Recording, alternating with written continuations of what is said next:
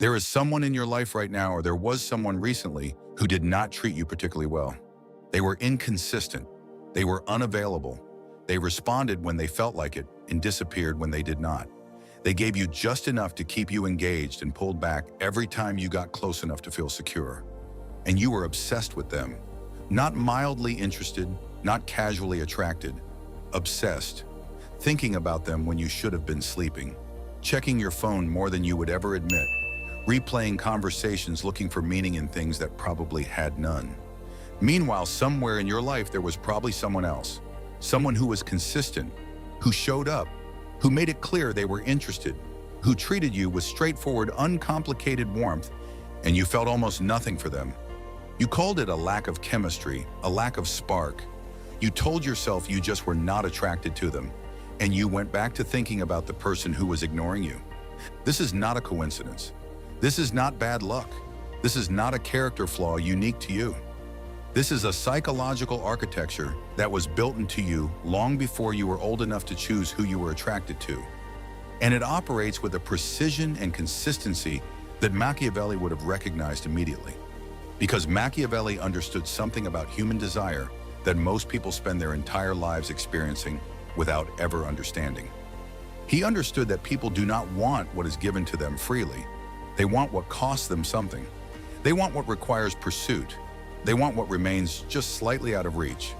And the person who understands this principle and uses it consciously holds a power over human desire that is almost impossible to defend against once it is deployed.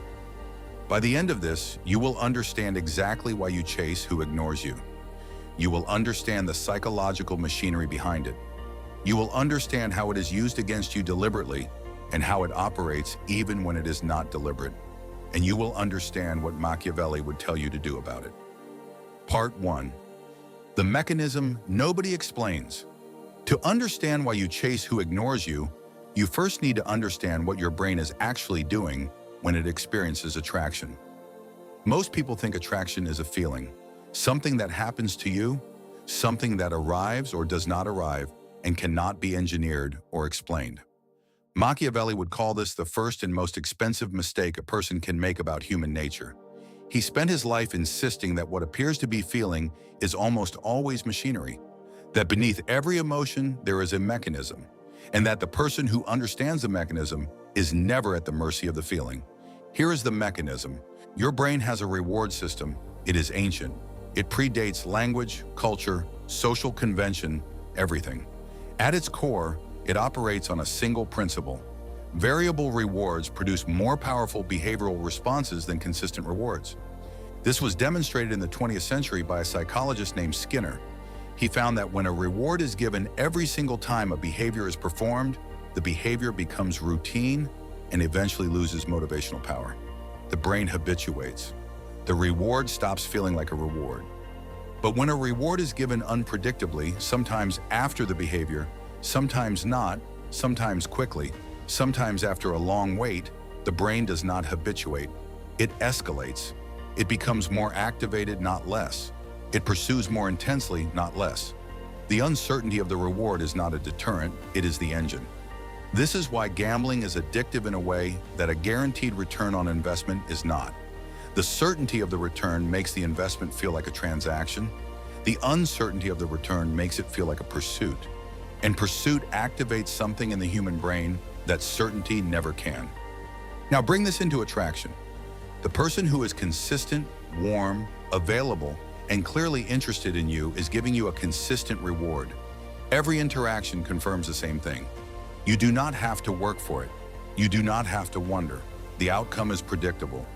And predictable to the ancient reward machinery in your brain is boring. The person who is inconsistent, sometimes warm and sometimes cold, sometimes available and sometimes gone, responding enthusiastically one day and distantly the next, is giving you a variable reward.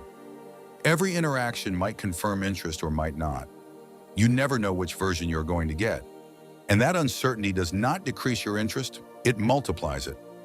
Every time they respond warmly after a period of distance, your brain releases dopamine at a level it never reaches with the consistent person. Not because the warm response is more genuine, but because it was uncertain. The uncertainty created anticipation. The anticipation amplified the reward. You are not chasing the person. You are chasing the dopamine hit that their unpredictability produces in your brain. Machiavelli understood this intuitively 400 years before neuroscience confirmed it. He wrote that the prince who gives everything freely will be loved lightly, but the prince who withholds and grants in turn will be pursued with an intensity that no amount of generosity can produce. The person ignoring you is not more valuable than the person who shows up for you consistently. They are simply activating a more powerful neurological response, and your brain is interpreting that stronger response as stronger attraction. It is not, it is a trick, and now you know how the trick works. Part 2, how Machiavelli would weaponize this. Now let us go where most conversations about this topic refuse to go, because understanding the psychology is one thing. Understanding how it is deliberately used by certain people is something else entirely, and Machiavelli would insist that you cannot protect yourself from a weapon you do not understand. The Prince contains a principle that Machiavelli returns to repeatedly in different forms. He says that the effective ruler never allows his subjects to feel fully secure in his favor, not because he is cruel, but because the subject who feels fully secure stops working for the relationship, stops investing, stops proving their value, takes the relationship for granted.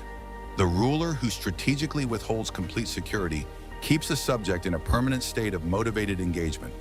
The subject is always working to confirm the ruler's favor, always bringing their best, always invested. Translated into attraction, this means the following.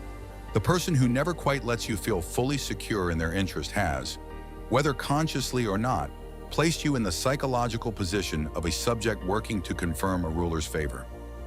You are not lazily enjoying their company. You are constantly performing, constantly bringing your best self, constantly proving your value, not because they asked you to, but because the incomplete security they offer activates a drive in you to complete it. And here is the darkest part. Some people do this consciously. They have learned through experience or through deliberate study that pulling back increases pursuit, that becoming less available increases perceived value, that creating uncertainty amplifies desire. And they apply this knowledge with precision. They are warm enough to keep you engaged, distant enough to keep you pursuing.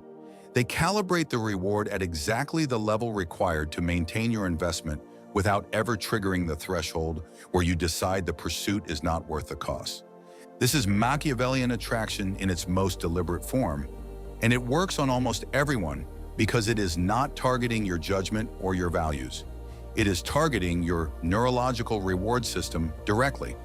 And your neurological reward system does not have opinions about whether it is being manipulated. But here is what Machiavelli would also tell you. The person who uses this principle unconsciously is just as effective as the person who uses it deliberately, because the mechanism does not require intent to operate. A person who is genuinely emotionally unavailable, who is genuinely inconsistent, who is genuinely unable to show up with stability, produces the exact same neurological response in you as a person who is strategically deploying unavailability. The machinery does not care about motive, it responds to pattern. And this is why you can be completely intellectually aware that someone is wrong for you, that they are inconsistent, that they do not treat you with the care you deserve, and still feel a pull toward them that your own reasoning cannot override. Your reasoning is operating on one level. The reward system is operating on a level below reasoning, and the level below reasoning is older, faster, and in the short term more powerful. Part 3, the attachment wound underneath. But the dopamine mechanism alone does not fully explain it, because not everyone is equally vulnerable to this pattern. Some people fall into the chase cycle once and learn. Others repeat it across every significant relationship of their adult lives with different people, but the same dynamic. That repetition is not coincidence, it is information. Machiavelli was a strategist first, and he understood that a recurring pattern in an opponent's behavior always reveals something about the underlying structure that produces it. The pattern is the symptom, the structure is the cause. The underlying structure here is almost always found in what psychologists call attachment style. An attachment style is formed in the earliest relationships of your life, long before you had any capacity to choose or evaluate or protect yourself. Here is what happens. A child needs two things from a caregiver to develop what is called secure attachment: consistent availability and consistent emotional responsiveness. The caregiver does not need to be perfect. They need to be reliably present and reliably attuned. When those two things are consistently present, the child develops an internal model that says relationships are safe. People who care for me will be there. My needs will be met. I do not need to perform or pursue to receive love. That internal model follows the person into adulthood and shapes every significant relationship they have. The securely attached adult does not find the inconsistent, unavailable person compelling.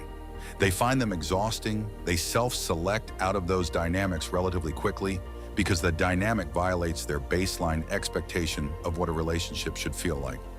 But when the early caregiving environment was inconsistent, sometimes warm and available, sometimes cold or absent, sometimes responsive and sometimes not, the child does not develop that secure internal model. Instead, they develop an internal model that says love is uncertain. Love requires pursuit. Love is something you earn through continuous effort and can lose at any moment if you stop working for it. And that internal model produces an adult who does not just fall into the chase cycle, they are drawn to it because the inconsistent, unavailable person feels familiar. Not comfortable, familiar. And the brain, without asking your permission, interprets familiarity as rightness, as fit, as chemistry. The consistent, available person does not feel like chemistry to this person. They feel like something is missing. They feel flat. They feel too easy. Not because they are actually less valuable or less interesting, but because they do not activate the familiar anxiety that the attachment-wounded person has been conditioned to associate with love. And this is the part that Machiavelli would find most significant, because it means the vulnerability is not just neurological, it is biographical, it is personal, it is rooted in something specific to your history, and that means the person who triggers it does not need to be extraordinary. They simply need to replicate the pattern. They do not need to be the best person you have ever met. They need to feel like the earliest emotional experience you ever had. That is a disturbing amount of power to hold over someone, and most of the people holding it do not even know they have it. Part 4, the paradox of availability. Here is where it gets philosophically interesting, and where Machiavelli's thinking becomes most applicable to modern relationships. There is a paradox at the heart of this entire dynamic. The very things that make someone a genuinely good partner, consistency, availability, emotional presence, reliability, are the things that make them less neurologically compelling to someone operating from an unexamined attachment wound. And the things that make someone a poor partner, inconsistency, emotional unavailability, hot and cold behavior, unpredictability, are the things that make them neurologically irresistible to that same person. In other words, the psychological machinery that governs who you are most powerfully drawn to is in direct conflict with the psychological machinery that governs who would actually be good for you. You are being pulled in two directions simultaneously by two different systems in your own mind. And the system pulling you toward what is exciting is louder, faster, and in most cases wins. Machiavelli wrote about this kind of internal conflict in the context of political decision-making. He observed that men will almost always choose the action that feels most compelling in the immediate moment over the action that serves their long-term interest. Not because they are stupid, but because the immediate feeling operates at a speed and intensity that long-term reasoning cannot match in real time. The solution he proposed was not to try to feel differently. It was to build structures of understanding that allow you to name what is happening while it is happening. Because a man who can name the mechanism as it operates on him retains enough detachment to make a choice. The man who cannot name it has no choice. He simply follows the pull. This is the entire purpose of this conversation, not to make you feel nothing, not to turn attraction into a cold analytical exercise, but to give you the ability to name what is happening when it happens. Because the moment you can say, I am not feeling chemistry, I am feeling the dopamine response to variable reward, You have created a gap between the feeling and the action. A small gap, but enough. And in that gap is the only place where real choice lives. There is something else Machiavelli would point to in this paradox that most people miss entirely.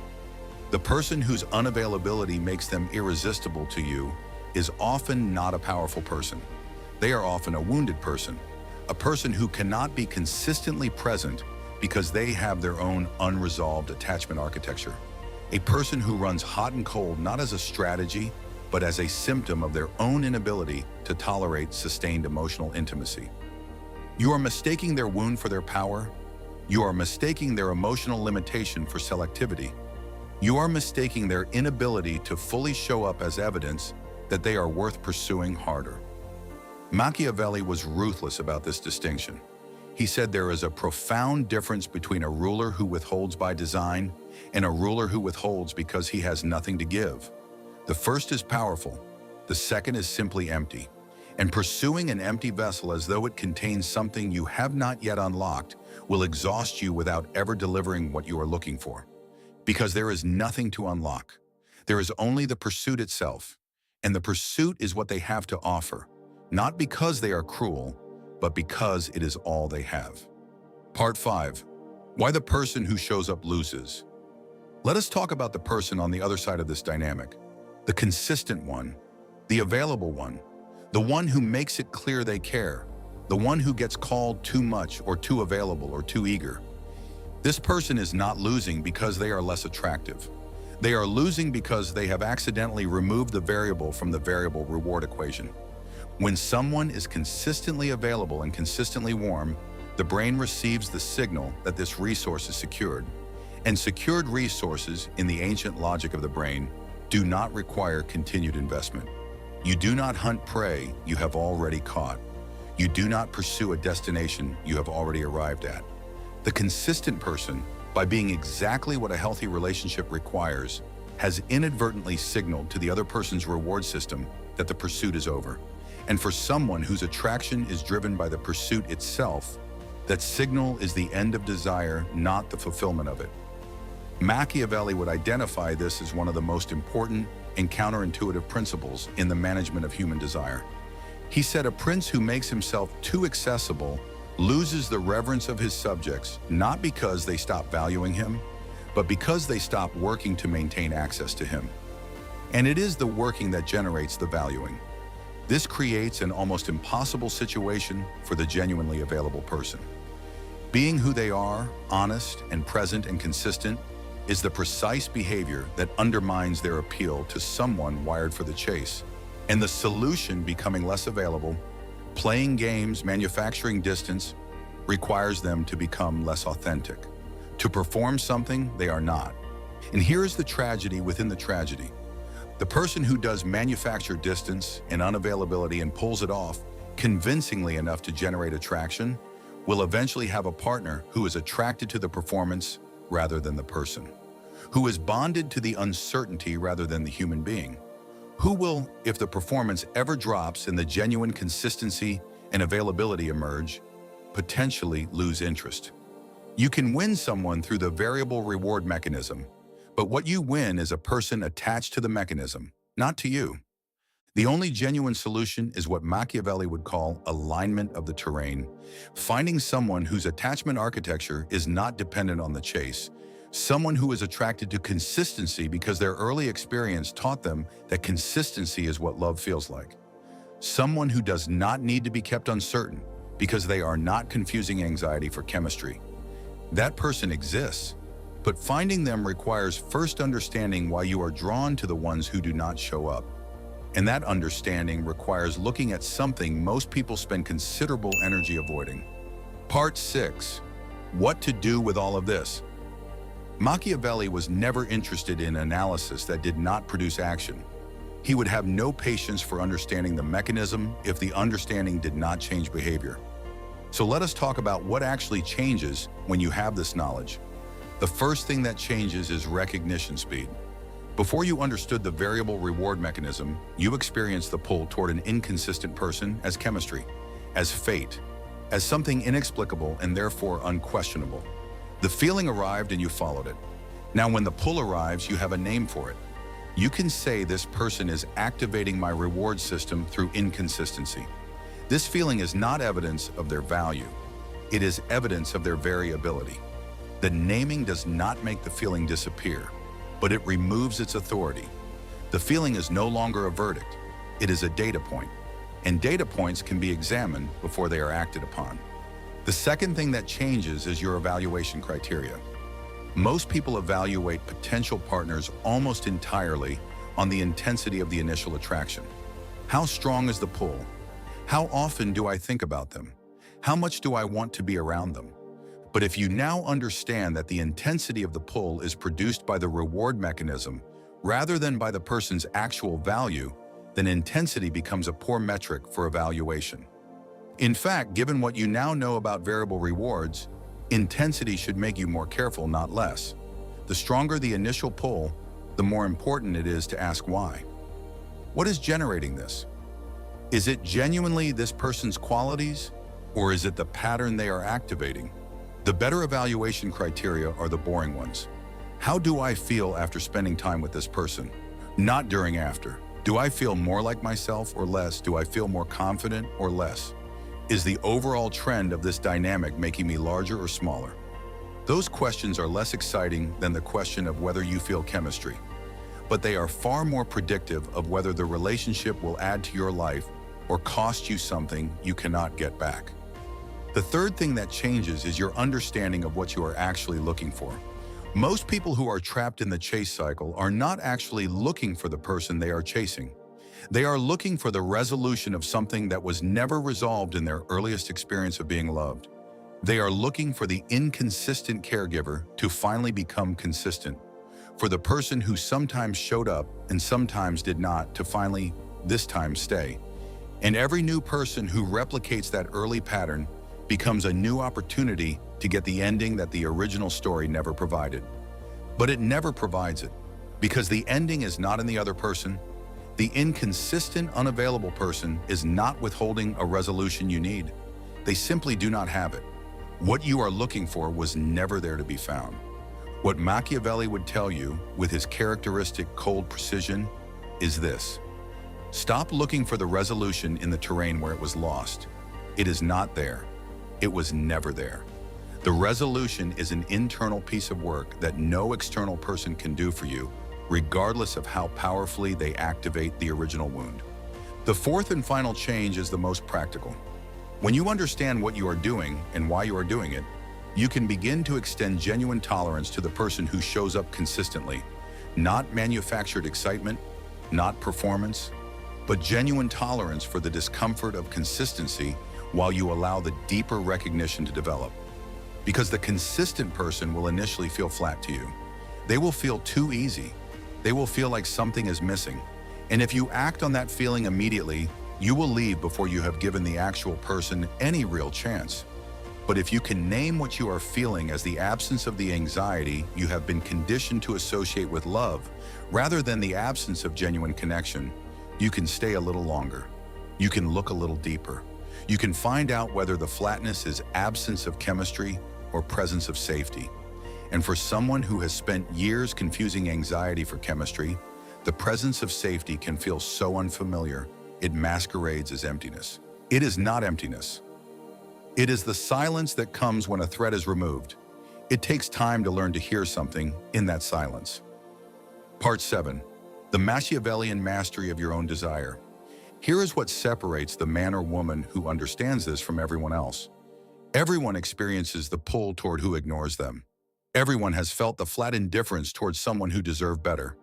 Everyone has lain awake thinking about someone who was not thinking about them. The difference is not in feeling it. The difference is in what you do at the moment the feeling arrives. The person without this understanding follows the pull automatically. They pursue the unavailable one. They discount the consistent one. They repeat the cycle until it has cost them enough that they are forced to examine it. And some people reach that examination point. And some people never do and simply call it their type for the rest of their lives. The person with this understanding does something different. They pause at the moment of the pull. They name it. They ask what is generating it. They apply Machiavelli's core discipline, which is to see things as they are rather than as they feel. And then they make a choice. Not a perfect choice, not an emotion-free choice, but a choice made with open eyes rather than activated reward systems. Machiavelli wrote that the highest form of power is not power over others. It is power over the self.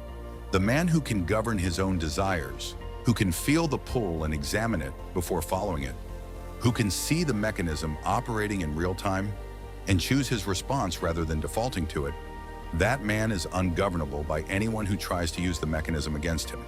That is the standard.